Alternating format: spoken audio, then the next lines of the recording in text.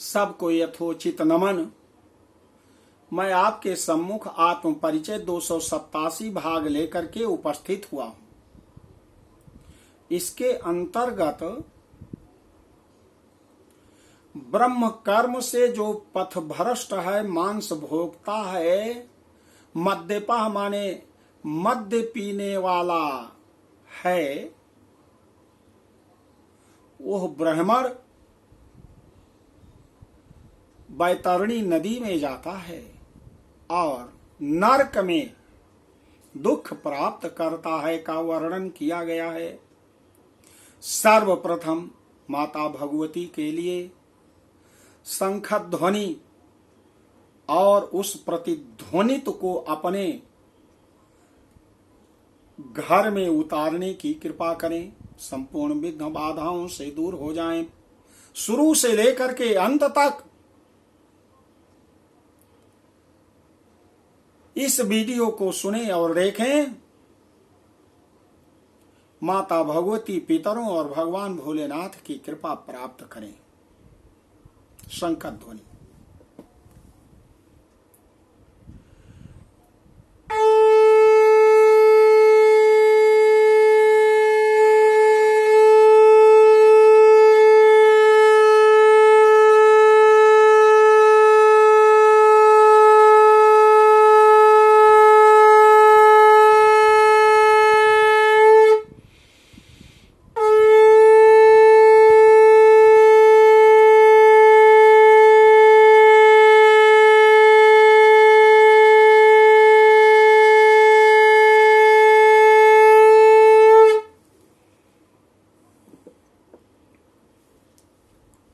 महर्षि जयमित कहते हैं, जन्मेजय सुनो। भगवान से गरुड़ जी निवेदन करते हैं कि प्रभु आगे आप मुझे बताइए। भगवान गरुड़ जी को बताते हुए कहते हैं कि सुनो गरुड़ जी, ब्रह्म कर्म परिभ्रष्टो मांस भोक्ता च मद्यपः उच्छृंखल स्वभावो यः शास्त्र अध्ययन वर्जितः वेदाक्षरं पठेत शूद्रः कापिलं या पयः पिबेत् धारयेद ब्रह्म सूत्रं च भवेद वा ब्रह्मणि पतिः राजभार्याभिलाषी चापरदारापहार का कन्यायाम कामुश्चयु सती नाम दूषकश्चया। गरुड़ जी, मैं आगे आपको बता रहा हूं, जो ब्रह्म कर्म से गिरा हुआ है, जो ब्राह्मण मांस का भोजी है, मद्य पीने वाला है और उच्छृंखल स्वभाव वाला है, जो शास्त्र के अध्ययन को नहीं मानता, उससे रहित है, और जिसकी सोच छोटी है, ऐसा वह क्षुद्र व्यक्ति वेद पढ़ करके उसको झूठा बताता है, उसकी निंदा करता है, और जो क्षुद्र व्यक्ति कपिला गाय का दूध पीने के पहले देवताओं को समर्पित नहीं करता है, पितरों को समर्पित नहीं करता है, और जो यज्ञोपवीत धारण नहीं करता है अथवा यज्ञोपवीत जिनका हुआ है, ऐसे ब्राह्मण यज्ञोपवीत को निकालकर खूंटी पर टांग देते हैं। वहां पर पितृदोष लगता है, या तो उनके माता पिता को अपने बच्चों का जनेऊ कर्म नहीं करना चाहिए, उपनयन नहीं करना चाहिए। उपनयन कर्म कराया है, जनेऊ को पहनाया है, पहनने के बाद वे उसे उतार करके खूंटी पर टांग देते हैं। और जो क्षुद्र सोच वाला अपराधी प्रवृत्ति का ब्राह्मण के यहां जन्म लेने के बाद भी जो दोषी है, अपराधी है, चोर है, चांडाल है, ऐसा ब्राह्मण की बेटी के साथ जो विवाह करता है और उसके साथ, क्योंकि वो क्षुद्र जाति का है, क्षुद्र माने छोटी सोच का है, उसको प्रताड़ित करता है, ऐसा ब्राह्मण कुल में उत्पन्न नालायक, दुराचारी, व्यभिचारी, अत्याचारी, अनाचारी, जो राजमहिषी के साथ व्यभिचार करने वाला है, जो पराई स्त्री का अपहरण करने वाला है, जिसका विवाह हो गया दूसरी ऐसी स्त्री का जो अपहरण करके उससे प्रेम प्रसंग, प्रेम संबंध रखता है, जो लड़कीबाजी करता है, जो कन्या के साथ कामाचार की इच्छा रखता है, तथा जो सती स्त्री का सतीत्व, जिसका पति की मृत्यु हो गई उसका सतीत्व नष्ट करता है, ऐसे पापी जीव 21 प्रकार के नरकों में जाते हैं।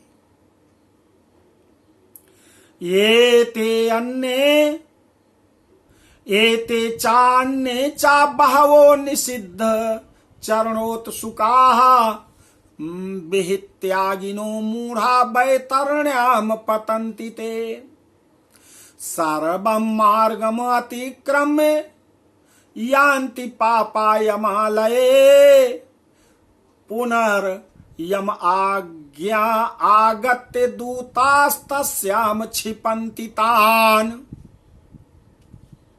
यावै धुरंधरा सर्व धौरेयाणां खगाधिप अतस्तस्यां प्रक्षिपन्ति वैतरण्याम च पापिनः। ये सभी तथा इसी प्रकार और भी बहुत निषिद्ध आचरण करने में जो उत्सुक हैं और शास्त्र विहित कर्मों को त्यागने वाले, वह मूढ़ जन बैतरणी में गिरते हैं। सभी मार्गों को पार करके पापी यम के भवन में जब पहुंचते हैं,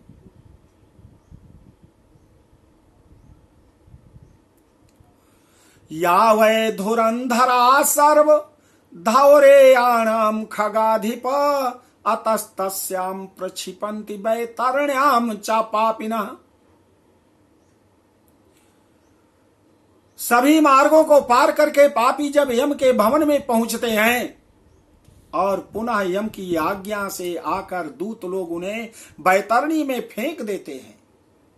हे खगराज, यह बैतरणी नदी कष्ट प्रदान करने वाली सभी प्रमुख नरकों में भी सर्वाधिक कष्टप्रद है, इसीलिए यमदूत पापियों को उस बैतरणी में फेंकते हैं।